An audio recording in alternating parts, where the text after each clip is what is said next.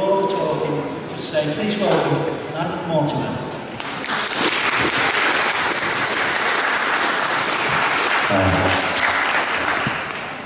Okay, thank you very much, and thank you, Sam, for that introduction. Can you all hear me okay? Is it nice and clear? Right. Okay, a little bit further away, is that better?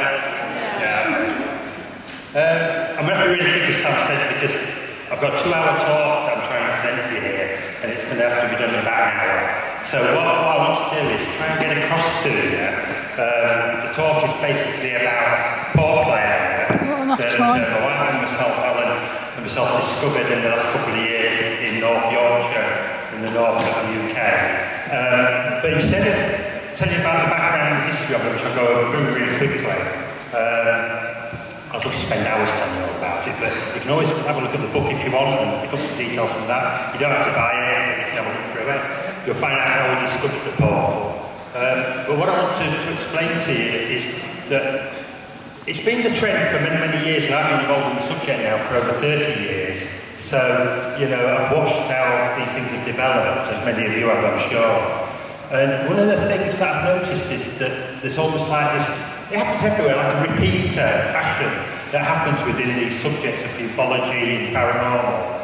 And that's where people tend to, you know, look at sighting reports, get the data from them, and then report them, file them away, log them or whatever, and nothing really happens with it. It just seems to go on and on forever like that. Well, I work with a guide, a celestial guide, and called Charlotte. You'll see in a second. Actually, I'm just going to pop on while we're... There we go. You can read this while I'm waffling on. Please feel free to take note of it, and you can do that if you want to. It's entirely up to you. But as I say, I work with this guy, Charlotte, and I've worked with him for the last 25 years. And what he basically helped me to discover this portal, because as it's already been mentioned, it's very important at this time in our education and our spiritual advancement as human beings to be able to recognise what the ancients and pre-ancients from the human race once knew instinctively. That there are interdimensional gateways all over this world and throughout the universe where energies of any kind of life form, including human beings, can interact with and move from location to location. Now, what happened basically was that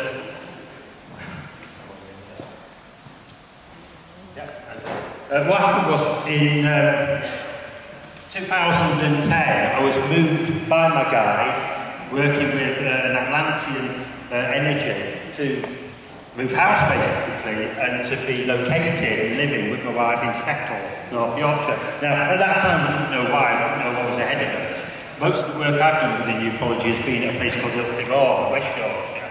Many ancient sites there, and I recognised that there was a big connection between UFOs, ETs, and ancient megalithic and Neolithic sites.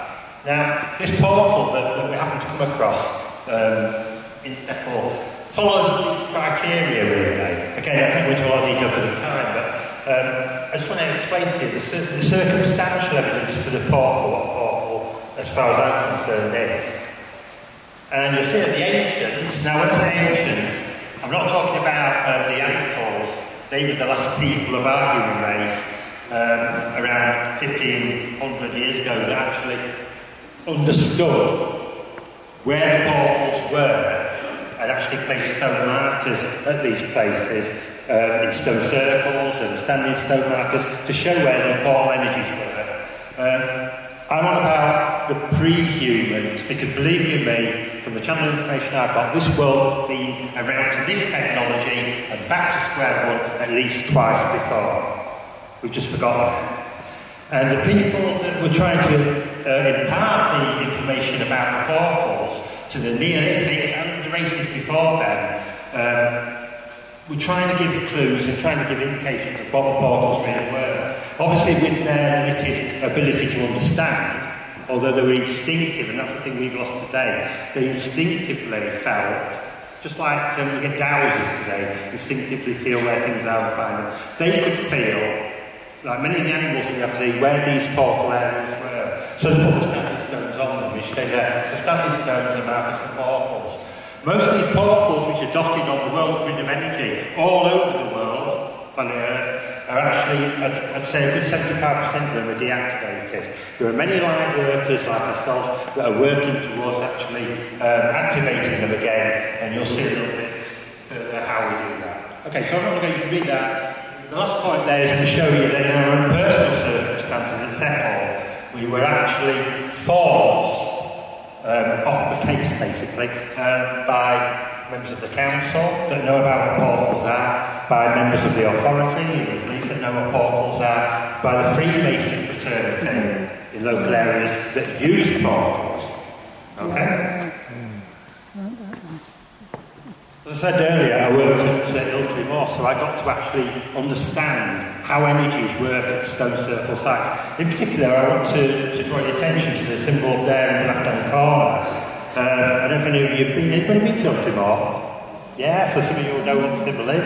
It's when I tell you what its real name is, you'll say no, it's not called that because everybody calls it the swastika stone. But before that, way back before in the 1700s, 1800s, it was called the Philfont. Right? And it was also known as the Farmer's Cross because it was a good look symbol, always renowned as being a good look symbol, to actually bring energies to the local Ilkley area in the Wolf Valley so that crops could be grown from it and things. But we know that symbol goes way back. It goes way back beyond, India and back in time, back to the even to Mesopotamia. There are symbols very similar to this type of swastika. And it was known then as the solar wheel, or a symbol of good luck, let's say, a positive symbol. Now we all know what Nazis tried to do, but they got on with this symbol thinking of them, this prosperity, this forward thinking. But if you look into it, there's a slight hiccup. They actually printed the thing the wrong way around. We all know what happened to them eventually. So, but we've got these stone circles, that's going to look more called the 12 Apostles. And you'll see how intricately these tie in with the actual portal at Settle. Right. I don't know if you can all see the chart at the back, but we'll go through it very quickly to give you an indication of what's happened over thousands and thousands of years with these interdimensional portals. If we go way back 10,000 years BC, heck of a long time ago, this is channeled information from my guide. Reality in this dimension that we live in now was that portals were the norm. Glass stone buildings on this planet were the norm. Crystal healing was the norm. We're all trying to get back to that now. That's where we're trying to go. Now, it went off in two directions. The knowledge from that time, after cataclysms that hit the earth in various ways. This was the fall of humankind, of the original first peoples, as I call them. We got to the Neolithic era, we tried to put these standing stones to indicate where these energy centres are, these portals that you can move from one dimension to another. The first peoples, through shamanic ritual, through religious attempts and things, tried to pass it down through humanity. But as soon as, well, it always happens, doesn't it? The people that are at the top of the pyramid realise that, hey, we need to be in charge of these dimensional portals, we need to gain from these. To cut a very long story short, to this chart out today, going back through the angelic influences on the portals, the beings that tried to come through, which were light beings and ETs of various races, who wanted to help mankind even thousands of years ago and continue to do so today, were stopped. They were stopped by the authorities, the people that were given authority over the free living people of humankind. You'll see there that some of these places, like there's my wife Helen there, we've been guided back to try and reverse that process. Now, I'm not religious, and I don't believe any man-made religion is an attempt at all to understand what is really going on this planet. There is a creational force we can all call God, we choose to. It's in part of all of us, it's part of everything. It's energy. Every single thing that matters is energy. And you are a part of that energy. You are a part of that God. The authorities have led all of us down the centuries to believe that... I'm sorry if I'm stopping a little bit in between here because I get guided as I'm talking. And I keep getting little bits of information saying, go off on a tangent. I ain't got time to go off on a tangent, not today. But I will talk to you about these other things later if you want to. But basically, I want to stick to this script to the time constraint. Yeah, basically, that's where I'm at. Basically, I don't believe in man-made religions. That's my own personal opinion. But I do believe that the mythology behind those man-made religions teaches very, very important lessons about the portals and the hidden secrets that are integrated within myth, folklore and legend that will help us all to eventually understand what portals are. And one of them, when I was a young boy, I'll say this, when I was a young boy, my grandmother in her house used to have, you know, like a ship in a bottle. But it's very, very old. And where this thing came from, it had, instead of a ship inside it actually had Jacob's ladder. And I used to pick this up when I was younger and look at it, and all the water had gone all murky, and all the wood were rotting away. But something, when I looked at that Jacob's ladder, hit home with me. I thought, why am I connecting with this? What's it taking? It's only taken me about, 40 odd years to find the reason why. And it's to do with this story, Jacob's ladder. Not the fact that, you know, just going very, very quickly, that Jacob had a dream and was supposed to have seen angels ascending from heaven who actually then took him back up the ladder. But I don't know if you're aware of the story in full, because we're always being told to focus on that particular dream that Jacob had. But you know, the Freemasons hold this story in high esteem. It is part of their learning. And when you look beyond it, you look at the story of what happened with Jacob before he had the dream. He went to a place called Bethel. Now, if you do the research, I'll be really quick with this, do the research, you'll find that Bethel actually means standing stone.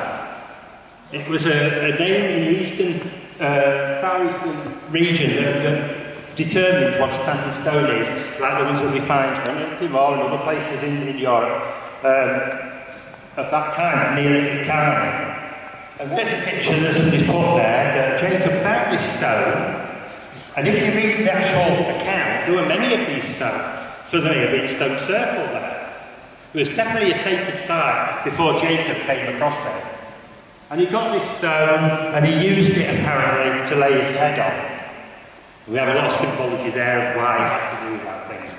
But what's interesting is, while he was in this particular place waiting to have his dream, he's very quickly slipped in there in the biblical account and left out some actually, that a physical, not a dream, nothing, a physical angelic being came out of the stones and he wrestled with it.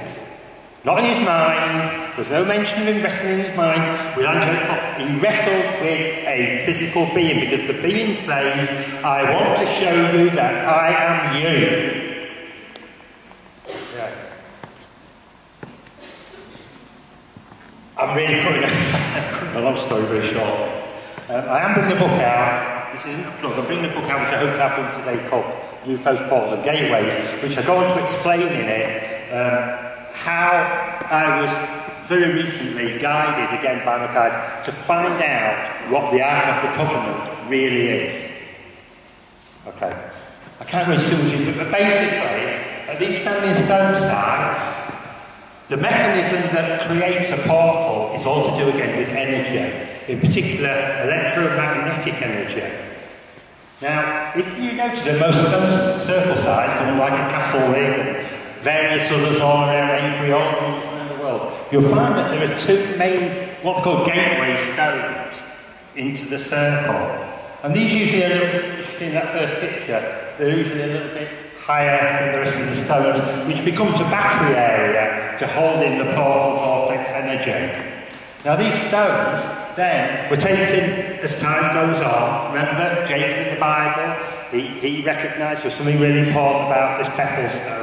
As time goes on to Solomon's temple, and remember, you look at Freemasonry and you see how that connects with the two pillars and Solomon's temple, it all connects with the sacred site. They are the man-made replicas of the standing stone gateway. Okay, they're in the front of the tower. In Freemasonry, you have these two towers, Joas and Bacon, which represent the actual standing stones. Because when you get these two stones together, about 2.5 metres apart, and then you include, you know that these columns are hollow, So what you need to put inside there is the original quartz crystal or quartz composite of the Stanley stones found in the area within the tube. And it will create then an electromagnetic through the piezoelectric effect and the rays of the sun on it, which energise it, effect to create an electromagnetic field between the two columns. Most people cannot understand or see this, okay? But I'll show how to make one of these. We could all make one tomorrow. And if you do so, you can all have entities that you can photograph or you can video come through your own particular mini portal. And there you'll see it there, that's the thing. Do you know what? Talk about Blue Peter, cardboard and sticky back plastic. I bet that within a week. I was in such a rush to get this thing made and try and put it together. I was going to try and bring it today, but the thing probably just fallen apart with the rain on it. But what I did was, I managed to get this thing going. And in my new book, you'll see what we actually caught on there. Today there are examples, okay, of what I'm going to show you what we found in the portal. But that is what the Ark of the Covenant, I've been told, was. The chest you keep being told about that people are continuously looking for everywhere, whether it be at Roslin Chapel or in Rennes Chateau or wherever, right, is only a chest. And there were many examples of these chests in that particular period in time around the Egyptian influences the chests were made. But inside it, if you read the description and the clues are there were tablets of stone that Moses is supposed to have had the Ten Commandments written on. But forget the Ten Commandments, because that's where man adds his religion to it. The tablets of stone, 2 of them, are 2 pillars that you need to transport around to make your portal. Does that make sense? Okay, that's just a little prehistory. It's a lot deeper than that, and of course, you know, I don't have the time to go into it all in this talk. Now, what I really want to show you in this talk is that when people say, you know, I do believe there are skeptics in this audience today. That's what my intention was when I came here. If people say there are, you know, there are people that take the odd photograph to of orbs now and again. Somebody might have a UFO encounter once or twice in their life if they're very, very lucky. You know, and it's like, me and my wife within 2 years, through a very simple process that anyone in here can do, have acquired an immense amount of photographic imagery, video footage, which you're going to see today, from 2 people in a couple of years, because we've found out a formula of how to acquire that information. And I defy anybody you can come and try. We'll take you to the portal, we'll show you it happening. If anybody in here that's very sceptical about this thinks that any of these pictures are fake, I can guarantee every one. There are pictures of orbs, there are pictures of light sources going through people's bodies there. There are pictures of spirits, there are pictures of different types of ETs within yards of us. You're going to see in a second or two. I'm going to let the pictures do the song. Sorry about that, right, that picture, that last picture, sorry, I'm trying to rush because of the time.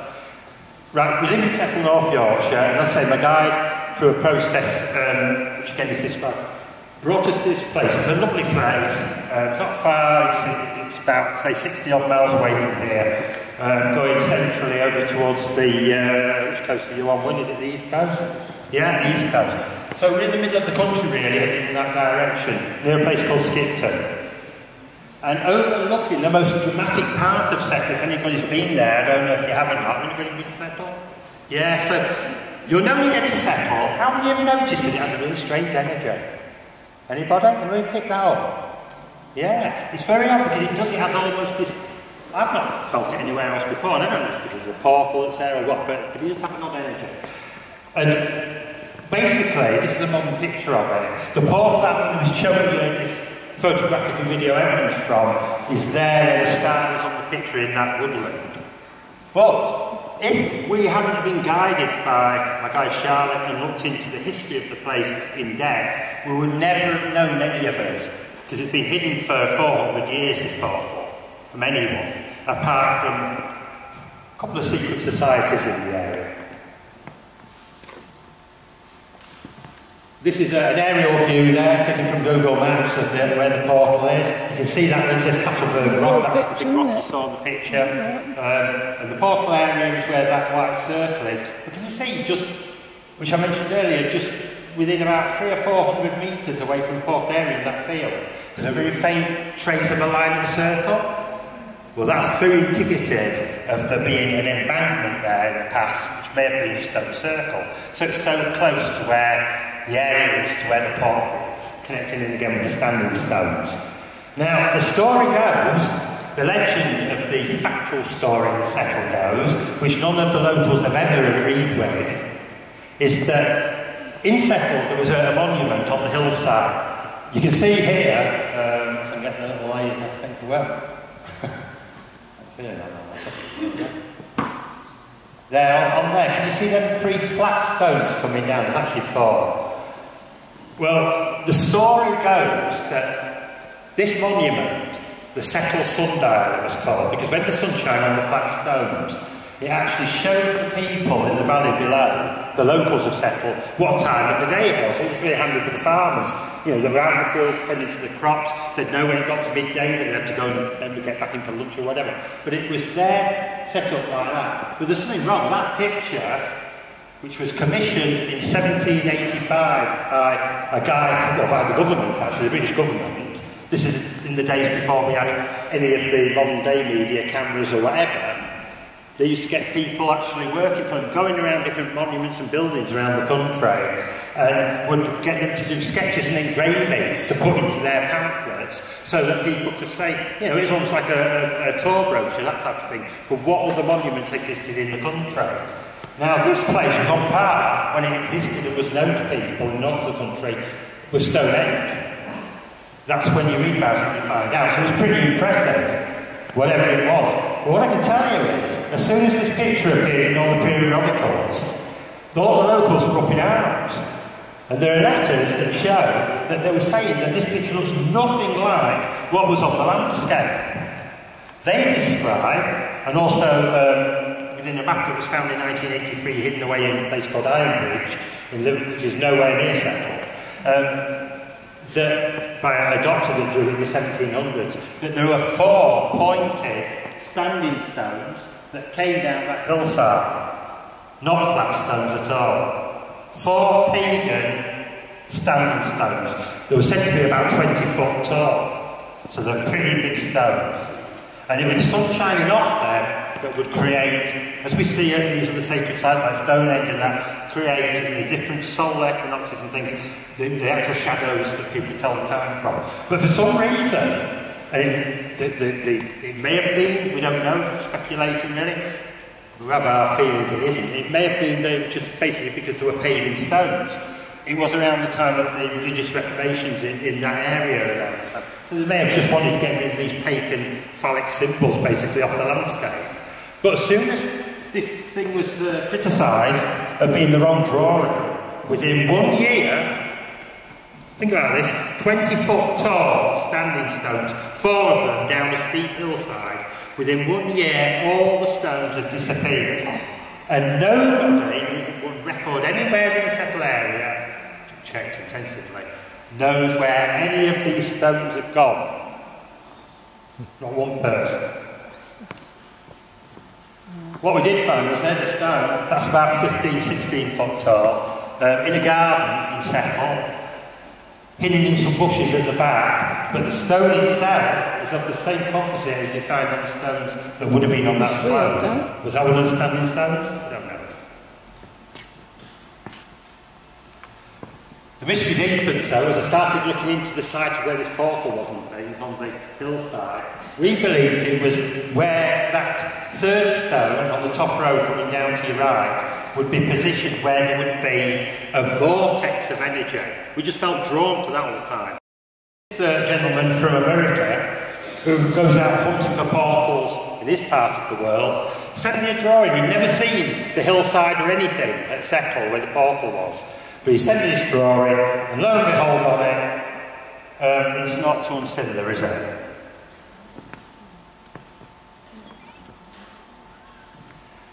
It's going to get really heavy in a minute, so I think I need to just sort of calm the energy down a little bit, and we'll have a bit of a joke here. Being a victim of the bedroom tax, myself, I had to stick with it. Yeah, I can just see him thinking that. Can't you? What else are we going to tax next, eh? I love that woman with a little red handbag though, don't you? She's got that karate look, you know. David, don't come near me. April 2011. I was sat outside the house that we'd just started renting and settled. Didn't even know that the portal existed on that hillside. I'd only been there a couple of months, too busy decorating and getting used to living in the area. And then I look out into the sky and I was amazed to see a scene that you've seen on the internet many times, and that seemed to be fake videos, but this was definitely honestly true. A silver black underlined disc shot across the sky towards this direction, towards the west, from where Settle is, and it was followed by 2 military jets. The military jets fly over Settle and unmanned helicopters nearly every day of the week. Every day of the week in that area. Now, I've had UFO encounters as I've got into it for many, many years. It's another story. But this sort of, well, I'm just going to mention this. I wasn't going to do, but I think I have a right to. I know some of you might know that the 14 times I'm one of my best friends. Now, the problem behind that is that one of the guys I wrote an article about me is saying that I run a cult because I look into portals. Okay? He claims that wherever I go, because I've moved about a bit then, I keep getting led to places to discover portals or UFO encounters and things like that. But what happens is, I don't just go to the areas, I don't know at the time where I'm going, like many of us don't. We just live our life and we move through life and we do various things. And I ended up at Settle, but he always claims that he says, it's funny how when Mr. Mortimer goes to any of these areas, like Ultimo or somewhere here or Bradford or whatever, he sees UFOs. He sees loads of UFOs. He must be making them all up. Yeah, what Mr. Mortimer does, he gets these areas, and when something happens, you take notice of it. It's as simple as that, you just take notice of it. And then other things lead to other things. You know, if you've got an inquiry mind, it's quite a simple thing to do. And I'm amazed that some people just can't grasp that. What happened within a few days of, a couple of months of that happening with the UFO side. I saw this little chap here. The little chap in that room. A lot of people have seen this, what we call the ghost owl. And it appears at these portal areas. It's almost like a guardian. Some people think these ghost owls are ETs. Some people think there's some sort of spirit energy that's, like saying, a guardian of the skies. Because they've been known to go way back in history, right through Celtic times and way, way back, even through to Roman and pre-Roman times.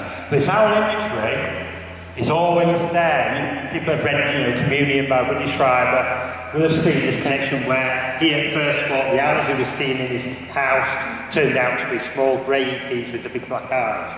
Whatever this was, it wasn't a real owl. It was over 1 metre tall. Okay? I don't know any owls in this part of the country that are that big. And you could see through it. It was white, but you could see through it. Well, it's in the first time I've seen this owl. It keeps popping up. I must be making it up. Because in Denton, near Ilkley, in 1983, I used to work in a geriatric hospital there at Middleton. And I used to come down on my motorbike from work on an evening, and one evening, you get a feeling something weird was going to happen because everything seemed to slow down. I come around the corner on my bike, and now, I'm not kidding you, it probably had a wingspan of 10 to 15 feet across. Flew in front of me and turned his head and looked at me. But when I was watching the road, of course, and with a bit of shock, pulled on the brakes. When I slowed down and looked round, no sign of it. No sign of it. Vanished in an instant. This is one of the photographs we've taken recently. This is a poor photograph, I call this really, but my son plays part of it because he took it. And he says, when I saw it, I saw a faint vision of an owl. You can might be able to make out something in that blue mist there, it looks like an eye. Just there, and like a big sort of face there. Almost like an ectoplasm type energy. Okay? But in other parts of the country, we've got our friends here who've come all the way up, which I want to say thank you on behalf of Sam. I'm sure there are people that have travelled from all over the place and to come to these wonderful conferences that Sam puts on twice a year. But in particular, I've made friends with people that are looking deeper into the Rendlesham Forest history. It all started off and came to the public attention in 1980. I can remember now, I was at that hospital where I saw the big owl. at Middleton and seeing the newspaper headlines, UFO lands in Suffolk, you know, and it was all about the Charles Holt and that famous encounter.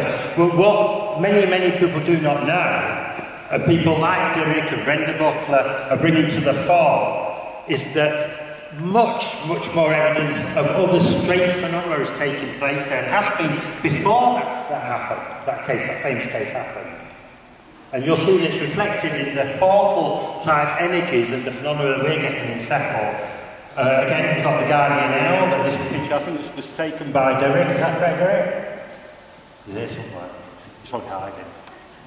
There it is, yeah, Derek. And it shows you again, you know, this image of almost like an owl-like face with the black eye there through the trees on this pathway. And there's other things that are connected with the UFO phenomena, with ghosts. Phantom objects, including aircraft and all sorts of things that have been seen in that forest. So, again, he'll confirm that when you look further into this, we're not just talking about an RAF base, you've got to look at the immediate area. And what do they connect with again? Ancient sites.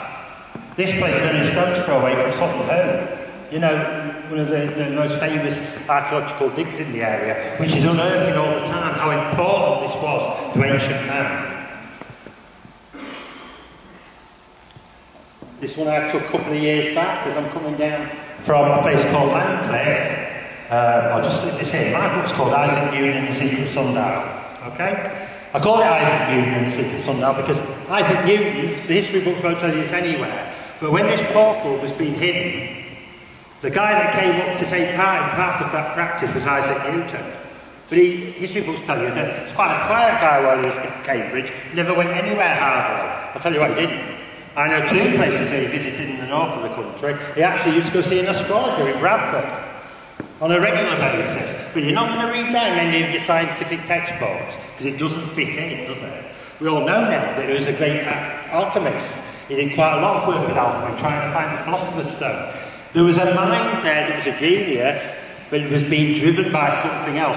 And I, without a shadow of doubt, think that being in the secret societies that we know that he was inclusive of, back then, the Royal Society being one of them, he would have known about this particular important portal area. Okay. So there again, that's another considerably faint there, but he's there watching me. I don't even see, it's very hard to go out there, I'll try and do it. But I was taking a photograph because I got a sudden urge to take a photograph of a being that was stood here by the wall. And you're very faint to see it. And I didn't quite capture that on the camera. But a lot later, and there's the owl sat on the fence with his feet on the thing, and he's watching what we're doing.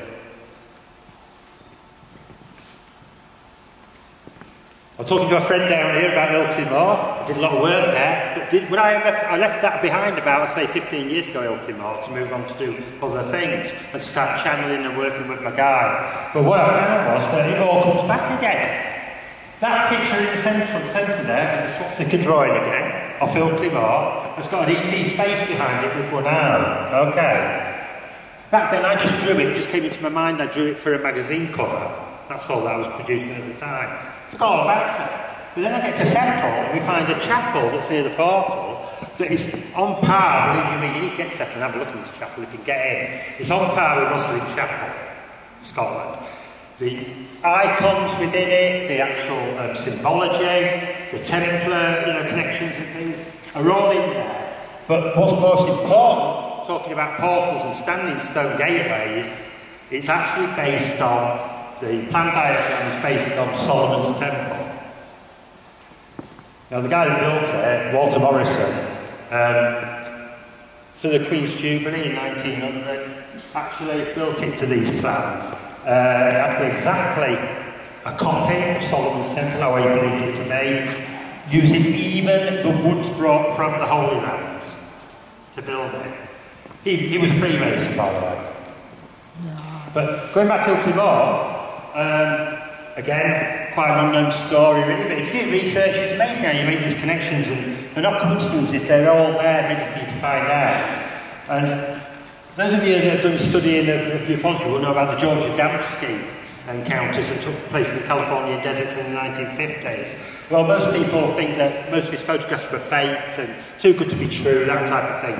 But if you look at his encounters, you'll find that the Venusian being that he claims that came to him at that time, left footprints in the sand. And on one of those footprints, it was also actually given a photographic plate that had the same symbols on. But in the footprints, there were plastic casts made of them. And you can see here, look there, shadowed down. There, look. It's a swastika symbol with the little indentations between the arms, just like we have in Ultimo, and there's another one here. Actually, that's supposed to be a design of how a vortex portal works. Okay. It was studied by scientists in South Africa, and they looked at this and they said that that was near enough how some sort of like a Merkaba energy sort of vehicle could work. Okay, so there was a message there given to us, and that was back in the 1950s. Why I'm mentioning this connection with the swastika and the temple, again you'll see the descriptions and the photographs in the book. I actually discovered when I went up there, because I found that this place was really important. The portal couldn't work at all in Settle if this chapel hadn't been built where it was, because it actually holds the energy in the whole area. You'll see in a second how. But on the floor of the chapel, when I walked in there, I nearly fell on the floor. There's the exact swastika stone symbol right under the main dome. Want to try and tell us something, do you think? There are other places around Settle that is so obvious that there's a hidden history there, some people might call it occult history, or it's connected with Masonic symbolism, that sort of thing. But we keep getting, this place up in the top left again is called the Folly, and that is about 200 yards away from where I live. Okay? And it's, the portal on the hillside is directly behind there. Now, it's got a really strange history to the Folly. It's never been lived in since it was built in the 1600s. Never been lived in. Never used as a house. It is a folly. And that's what a folly means. Something that is not quite right. But if you go and have a look at this place, because I was going to go inside there, and I thought, there's in front of this portal, there must be clues inside this building, surely. But for some reason, when I was walking through the door, I decided to look up on the lintel. And you can see there, in that picture at the top there, we have that symbol. Now that symbol keeps cropping out everywhere. If you look at people that are, describing what portals are, it is actually a one-dimensional depiction of the flower of life, which becomes a Merkaba, which becomes a portal. Okay. It's a lot deeper, and it could be a whole subject on its own, the Folly, and I've not time to go into it, but, people do your research, that's what I say, and you'll find that all these things are connected. That somebody somewhere, from at least the 1600s to present day, has known everything about this portal Settle and kept it hidden. There you can see this is the area of why that chapel has been on the hillside. As you can see, the stone circle that would have been under that chapel originally, and that's what the swastika is showing you. Within the chapel, there was a solar sacred site there. Is keeping the energy. That is, when people talk about portals, they're not little places. They're not a little, 10-foot round circle that you can jump into and then end up on the other side of, I don't know, where should we go? Anyway, Neptune. They're not that. They're vortexes of energy that can be amplified or lessened to open them up, to activate them, or to deactivate them. But they'll always be situated in flux. It can be anywhere within a portal area. Does that make sense to you? Because the areas can be miles across, the portals. They can be gigantic. But the vortexes where people are picking up phenomena are within those holding patterns of energy. Now, I keep going on about, I've got nothing against Freemasons. I've met some lovely Freemasons. My brother-in-law used to be one, and he seemed a fairly decent guy. But, there are Freemasons and there are Freemasons. There are people that go out and do a lot of good for charity, and they help business and they do all sorts of things. But I think, to be quite honest with you, they're the work soldiers. There's a system going on, like in most things. And when you get up the different levels of Freemasonry, where the real secrets lie, that's where you start to worry about the power structure that is involved in there. Okay? I mean, I know, and how it works, you know, they have these open days, the Freemasons. They had one at Settle that me and my wife happened to go to. And they'll look at various people and business people and that, and every so often somebody might come along and they'll have an odd person in there, a Freemason, a Master Mason, that knows what to look for, and they're looking for people that have got a bit of a psychic aura around them, or somebody that maybe asks the right questions, secret questions. Things are a bit deeper than, will you come out my business and be bailing out, or will you... I'm a copper and I need to get a judge to you know, that isn't what it's about. That's just getting lots of people in so you can sift them out to get the right people to promote them up the ladder. And that's how it works. Now, we went to this open evening, and my guide, Charlotte, said to me that you will find outward suspicions, because around the time when that drawing I was showing you of the Settle Sundial was produced, they set up a new sect of Freemasons in Settle called the Atoll Freemasons. They usually come down from Scotland, actually, but they're the most ancient order of Freemasons. They're the ones that will promote Solomon's Temple and all the things I've been talking about, and connect religion with the ancient sites. They're the people. So it was important that they were in Settle for some reason. So we went into this place, and just before we got in there, we seen this Master Mason get out of his car, and I thought, well, you know, I'm going to document this. There weren't any cameras in there, of course, but I got this sneaky little camera in my pocket and thought, I'm not going to go in there and come out with no evidence if there is something there. So we watched the Master Mason go in the door, and he said, come on in, right friendly. So we followed him off. My guy said, take a quick picture above his head. And just as he goes in the door, you can just see the back in the door there. It's massive, and I'm talking, people talk about orbs being bits of dust. Well, this one's over 30 foot across. A big bit of dust. And that shows you the energy that has been promoted in these places. It's not from here, it's actually what they're building up at that particular spot through ritual, through prayer, through singing songs. All these innocent sounding things build up the battery, charge the battery. Okay?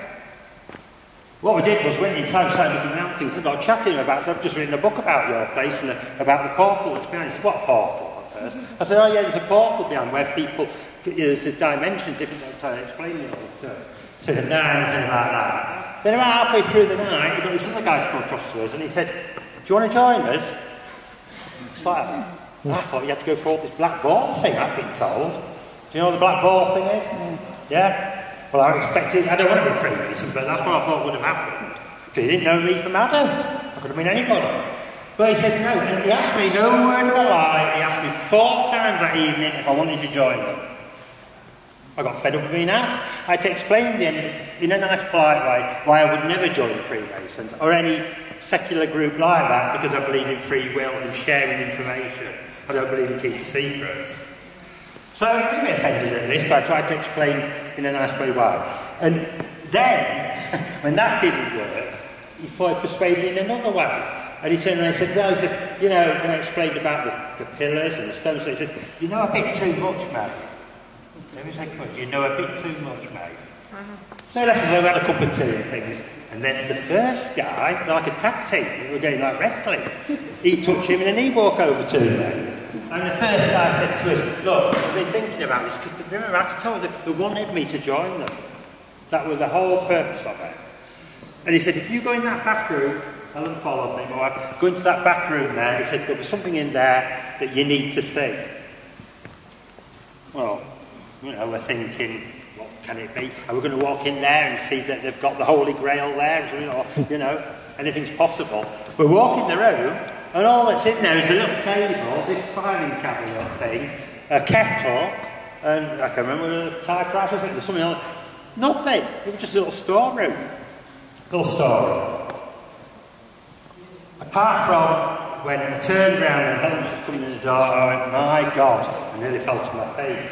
Because there on the door, way there just beside it, is the original picture of what is the Settle Sundial.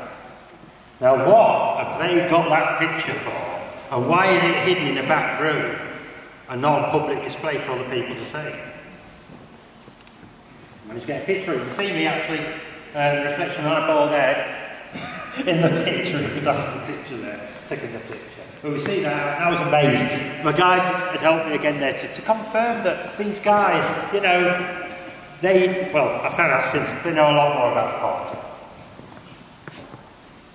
There's your symbolism. Doesn't take a lot of working out once you see all the clues, does it? You've got the two pillars there, and what you've got between them, there's Jacob's ladder, talked about right at the beginning. And you've got the two pillars there, you've got that Merkabah in the middle, because the two pillars are creating the dimensional gateway to move between this world and other worlds.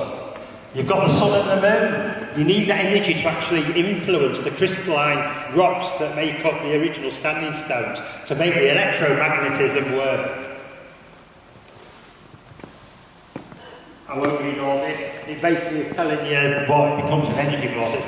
All I need to do today, if you don't remember anything else, is think, my God, there's loads of evidence coming from this place, which you're going to see in a second, but also that the only thing that is really important to any of this at all is energy.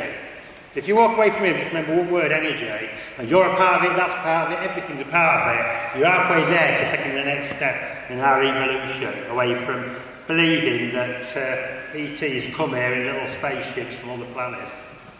Laughable. So we're going to look at the evidence now, and I will go as quick as I can through it, because no time to move on, but we're going to go through these slides and show you two people within 2 years have gathered all this evidence from one location, which is a vortex of energy within those woods, the Castleberg Woods that you saw on the hillside, where the Sundial Portal was. And this is what we found. We're going to look at UFO and above vortex phenomena. Okay, we go out there with intent to find information that proves that we can share with all you, that proves that portals exist. What you've got to get clear here is that I'm a ufologist really, but I've soon learned over the years that this isn't just about UFOs, it's about energy. And UFOs are a part of that energy. ETs are a part of that energy, just like we are. That's what it's really about. So everything you can imagine in your mind can manifest through a portal. Everything. So we're going to look at orbs and light phenomena, elemental spirit manifested energy phenomena, dimensional and ET beings phenomena. You're going to see ETs on this picture. UFOs. These are far off sightings that I've made myself personally. Helen's seen them at times. They're the Palladian light ships that come through the portal. Okay, that particular type, these ones, but at distance. What you've got to understand is when we first started taking some of these pictures, it's like everything else. You're given tasks, okay? You're given tasks. I'm not saying worthiness, because we're all worthy, they know that. But it's almost like if I, how can I put it? If I give you my car to fix, and you're not a mechanic, but I can see that you've got potential to be able to fix and do quite a good job, what do? Do I say, you're not a mechanic, leave it alone? Or do I say to you, well, carry on, I'll give you some tips now and again to get through this, and you've helped me. Okay? It's a bit like that when we work with these beings and these energies. It's that they'll keep giving us bits of stuff, but it's not the overall picture, it's nothing magnificent at first. It's a gradual, it's just like the hill up to the portal. It's a gradual climb to get to the point where that ultimate evidence will be stood right in front of us. And human evolution has been that. It's an uphill, we keep saying life's an uphill climb, it really is. You know, we're trying to get to a point where we've evolved enough to understand everything, and this is all part of it. So we've got these Palladians, see that one's on its side, came out of this cloud from a horrible day, and I went through that way. We get these other ones, that's the top of the folly actually there. Okay, I took that from my window, which is like I said, a couple of 100 yards away from it. But these are plasma type UFOs, they're a different type again. They come through the portal, manifest for a few seconds using the electromagnetic energy that's there. The life form that is, might say on board it, is part of it, it lives with the UFO, with the light source you're seeing. That is the being that you're seeing basically. This one, I was walking on the road from the portal 2 years ago, one of the first pictures I took of the portal towards Landcliffe, and this object, which was a ball of light, the camera picked up as if it's exploding, it never looked like that to me. It looked like a round sphere.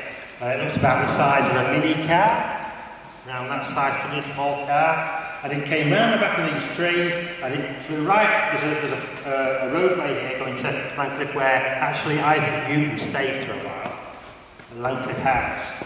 And it went along this road and then disappeared down other bushes and trees at quite a low level. This thing was pulsating as it went along. I was lucky that I caught it actually, because it moved so quickly, I thought I'd missed it, and I took about 3 shots and I got that one. Here we go again, this is the Palladian ship a more closer up, and we're actually at the portal, what we call the horseshoe trees, you'll see in a minute, where it's the vortex of energy. Sometimes I get the feeling to look up, or Helen, she does a thing that is on one of the videos on YouTube we've got, where she'll do, you know, it all goes back to what energy you can put in whatever way you like. You could go up there and you could read a book, you know, out loud if you wanted to. If you've got right intent with what you're doing, you'll give energy to that spot and it will create more energy for the vortex to work, okay? Doesn't matter what you do. So if you're not silly dancing around or banging on drums or dancing or whatever, it doesn't matter. That's what you do, you're adding to it, that's great. That's all that matters, that's where ritual actually comes from, okay? So we've got these beings now, this was all alongside the types of phenomena that were happening at the portal. We kept getting the Palladian beam ships coming in. They're really interesting. Really interesting at this time. Human DNA, genetic human DNA, incorporated within their structure as well. And they want to, they're almost like brothers and sisters to us, they want us to progress to where they are. And they've been helping, like I mentioned earlier, the Billy Meyer case. They've been helping individuals, certain individuals, who, you don't have to be worthy enough, it can be anybody, but you've got to stay on the journey. I don't know if you remember, I was supposed to do this talk, well not this talk, it's all changed since then, but I was supposed to be here 2 years ago, and I couldn't turn up because I thought I was on deathbed basically. The first thing that happened at the portal when Helen and I discovered it was a being appeared to me, about a foot away from me, started dancing round me, I had to keep turning like this to catch it. And he put on a camouflage, manifested himself as looking like, I call it a local yokel from the 1600s. He goes, hey lad, he says, you're wasting your time here. He says, don't be doing any of this sort of thing. He says, there's nothing here, it's silly, there's nothing here, I know. He pretended to be a human spirit. But I think at some point it was a twig with it, this spirit, that I wasn't taking any notes of it. I'm being polite and again listening to what he was saying, but it felt wrong. So in my mind I'm thinking, no, I'll be carrying on this as long as I need to. But then the energy suddenly changed and it became, I don't know if it was his real self, but it was certainly nearer his real self. He wasn't even a human being. He was definitely some kind of ET, but a low-level ET.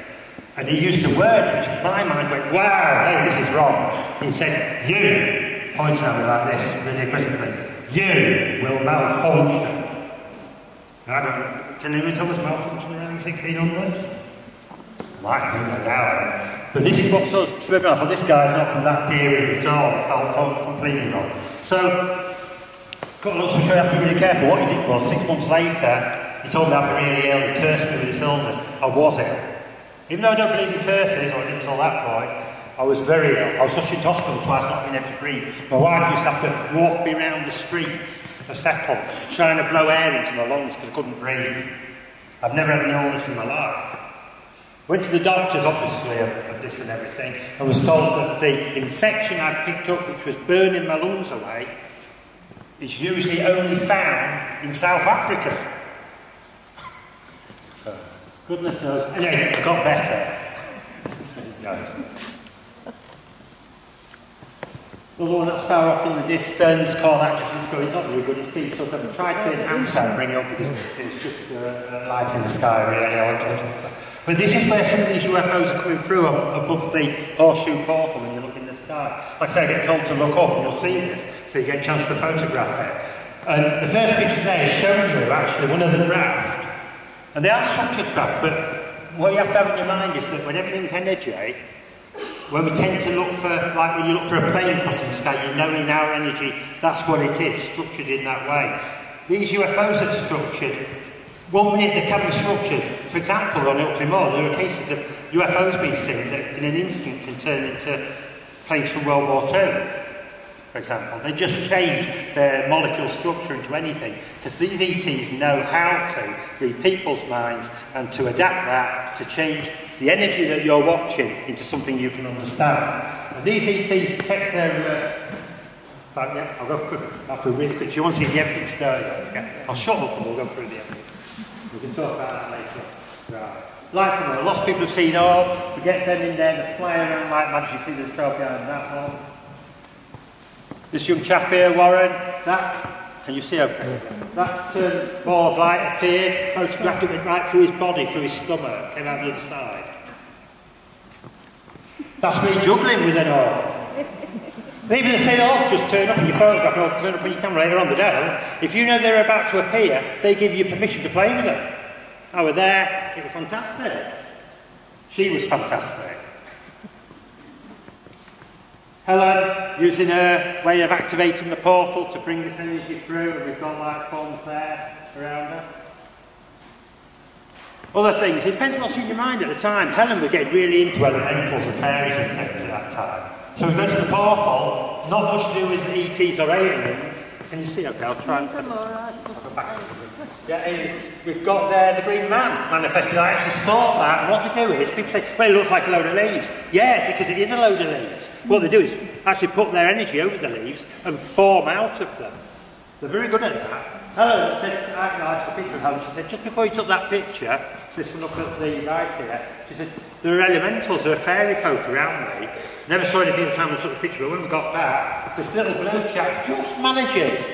I call him the Blues Brothers, because he's got this little coat out with his black glasses. Just managed to pop his head in there on the picture. Other ones, these fairy lights, we get on walls and things quite a lot. You can see there with Helen. This guy, there's a story behind this which I can't go into, but this guy was a coloured guy. He was a, you know, African Caribbean type, so he had big white, sort of pale lips. He came up, but there is actually an ET, like a dragoness ET, coming out the back of his head there as well at the side. And we've played this really quickly. There's a picture of a thing we call the chili pepper footage. I want to put it on really quickly. Are we okay, Sam? 2 seconds. Okay, will this go if I click it? Which is 2 bright blue flashes of light pulled back in with the zoom pulled back out, so there was an energy there, there in the middle, you see it? Watch a second, there it is, there again. We're getting this energy reappearing all the time, I'm trying to zoom in on. And I thought, well, I'll try and slow them down, just to make them look more dramatic, the flashes. When I did, I was amazed to see that by slowing it by 200 times the speed and zooming in at that particular spot you've just filmed, there's this almost like a strange orangey brown. This is the actual footage of the thing flying across. It appears from the tree. You'll see in a second it'll come out of the grass. And travels across where the mist would be. And then disappears into trees in the foreground. There you go. Did you see that? So one dimension, our reality, and out the other side. Watch it closely. Keep trying, folks. They're out there. They want to come through to us and give us. And that, it looks like what we call rock phenomena, you know. But that is a beautiful being. I know the planet it comes from. I've been given the background info on it. Forget our human form. Right, that's what you've got to think of. All the animals that are on this planet and the life forms. They all don't look like us, do they? So they're wonderful. And some of these things are like hardcore as well. Okay, there it is there. If you want to see any of this, go over the table. I'll really quick. Let's have a quick look. Back in the past, at a place called Giggleswood, where I caught the train this morning, it's where the chapel is. This UFO was actually photographed over in 1920 over the portal. The hill is in the background where the portal is. This one I'm going to show you quickly because it shows you again this thing coming down on the hill to the portal. Photographed by a garage worker in Sepal a couple of years back. You can see, look, there's a black object there and it's causing a load of energy at the bottom, a white object there as well. Helen, ET's behind her, stood behind her when I photographed it. 2 pink-headed with black eyes. There. Grey, taken at the same area, Grey's head, black eyes. ET looking, Stan Romanek, poor guy, I don't know what he's going through at the moment, but we don't know the full story, but he had this ET come in the window. We've got the ET there, looking through the window at us at the portal. Then, Brenda Butler told me this technique on the internet. Put the camera, don't look at them because they can burn the irises in your eyes. Their energy is that strong if they're close up to you, these hooded grey ETs. So I put the camera over the shoulder, clicked it, got the picture. Can't get any closer than that, can you? It was really strange.